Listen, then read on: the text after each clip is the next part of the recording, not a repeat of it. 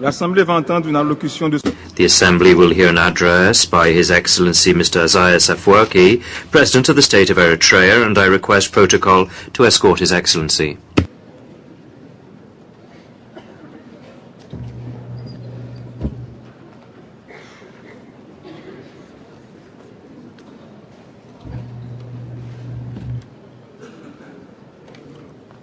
Au nom de l'Assemblée générale.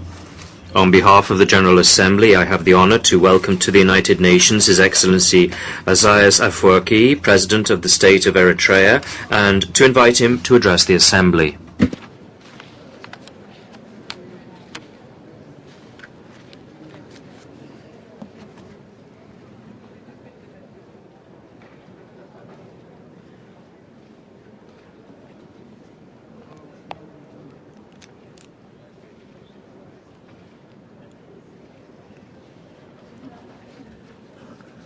Mr. President, Mr. Secretary General, Your Excellencies, ladies and gentlemen.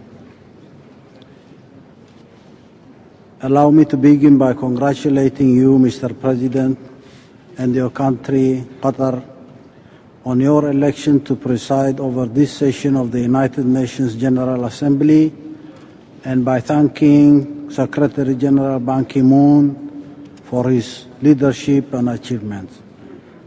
Mr. President, we gather at this 66th session of the General Assembly of the United Nations at an important juncture in the history of the world.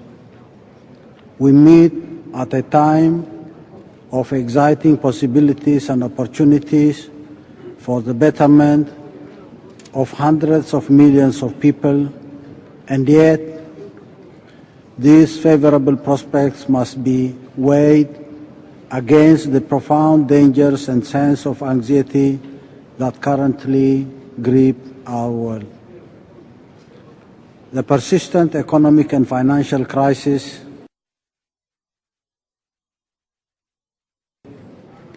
massive unemployment, growing inequality between and within nations, spiraling levels of debt, recurrent famines and starvation, high levels of mortality from easily preventable disease, and an increasingly fragile environment are wreaking havoc on the lives of people and the future of nations.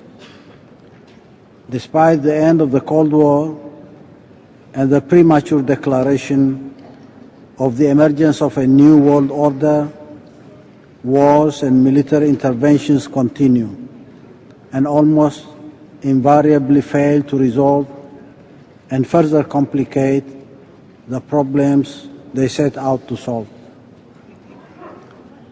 It is true that none of these problems are new, yet there is no denying that the malaise seems much more intractable today.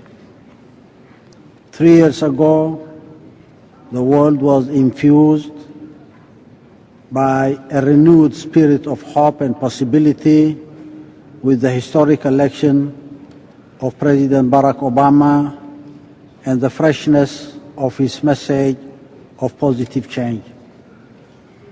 Despite his best efforts, the strength of his personality and his many talents, however, that hope has not been realized. The reality is that the problems we face are systemic, were accumulated over many years and decades, and require systemic and structural change. Effecting this real, positive and durable transformation requires the effort not only of one leader and one nation and its allies, but the concerted effort of all nations. We look towards the emerging and re-emerging powers, China, India, Russia, Brazil and others, to show more leadership and shoulder bigger responsibilities. We also believe that all nations, whatever their size, can and should play an increasingly bigger and effective role in the endeavor to build a fair, just, equitable and sustainable world. Mr. President, this year, 2011, has witnessed the stirring of courageous initiatives taken by the people of many nations to effect fundamental changes that would lead to a new and dignified beginning for them and their countries. While the epicenter of the movement has been in North Africa and the Middle East, it's not limited to the Arab world or the developing nations. In much of the developed world, there is now the same sense of anger and frustration, the same discontent with government that have become beholden to a small minority with special interests, the same yearning of decent jobs, meaningful political participation, and dignified lives. These realities cannot and should not be denied. Clearly, this is not the time for complacency or arrogance. What is required today is a frank acknowledgement of the stark global reality we face, the readiness to empower our peoples and our youth and to work cooperatively for a secure and brighter future for all. Mr. President, as we ponder the future and take stock of the sweeping changes that are underway, we cannot fail but underscore that the United Nations has already become hopelessly outdated and risks becoming totally irrelevant. We all profess agreement on the need to transform the institutions and procedures of the United Nations, but we remain paralyzed with no prospect for early progress. Eritrea firmly associates itself with those who stress the urgency of real reform and believes that what is required is not a mere tweaking of the system, but a comprehensive transformation of the institution. The critical element of this transformation has to be the strengthening of the authority and role of the General Assembly. As long as this paramount body is deprived of real decision-making powers, the United Nations will remain unrepresentative of the nations of the world, even if the size and composition of the Security Council change significantly. Similarly, there can be no meaningful revitalization without overhauling the methods of work and procedures of the United Nations, respecting the rights of member states, and ensuring transparency and accountability in all bodies of the organization. Mr. President, half a century has elapsed since the heyday of the era of decolonization that led to the emergence of independent African nations. In spite of the hope and enthusiasm of the early years and the achievements registered since, the past 5 decades have been largely disappointing. The trying times of the internal and external challenge that caused them are certainly not over. As Africa continues to struggle in a difficult and complex international environment, and yet, without exaggerating the possibilities or underestimating the difficulties, it's clear that a number of African countries are entering a period of political, economic, and social renewal. They are convinced that Africa has the human and natural resources to succeed. It will not shun international partnership, but it will give primacy to its own capabilities and to cooperation at the continental and sub-regional levels. It is this perspective that is spurring African countries to focus on the key requirements of development and the continent's infrastructure and promoting trade and economic links among themselves.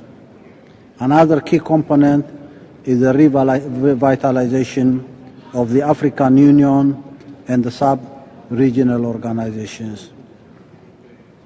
At the sub-regional level, Eritrea is committed to economic development and integration in the wider Horn of Africa and Red Sea region.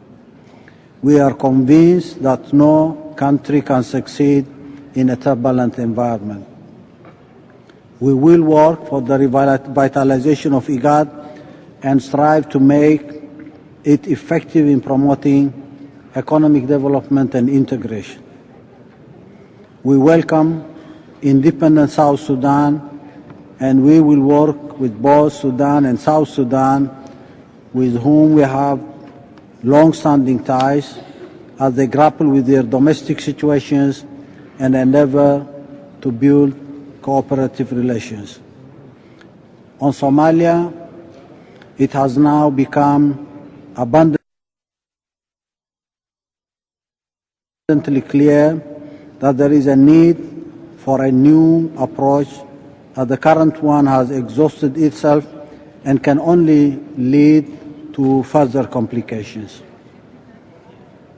Given the central objective remains the reconstitution of Somalia and the rebuilding of effective institutions, it's imperative to seriously engage and bring into a Somali-owned political process all stakeholders, including the governments of Somaliland and Puntland.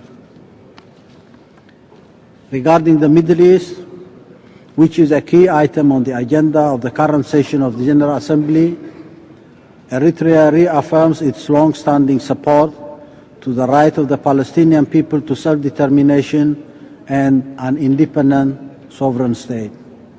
It also upholds the right of Israel to live in peace and security with internationally recognized boundaries. At the same time, Eritrea is genuinely concerned at the current drive for UN membership for Palestine does not become a symbolic battle bereft of real substance. It's only prudent and relevant to recall that, with the exception of few realistic voices, the Oslo Accords were greeted with much acclaim, and that almost 2 decades later, they have not led to either Palestinian statehood or peace between Palestinian and Israeli peoples. Finally, Mr. President, I would be remiss in my duty if I did not remind the United Nations of its responsibility to uphold its charter and international law, as well as numerous Security Council resolutions, and take urgent action to end Ethiopia's occupation of sovereign Eritrean territory. Coupled with the lifting of the illegal sanctions on Eritrea, this would not only serve the cause of justice, but it would enable the people of the region to work together to further their collective interests and consolidate Africa's place in the world. I thank you.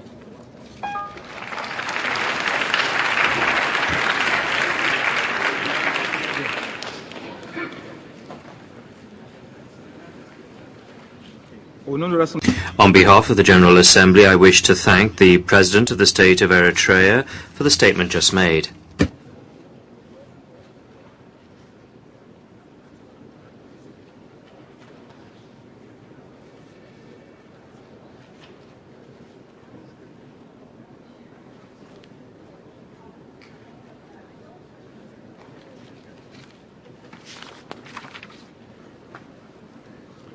L'Assemblée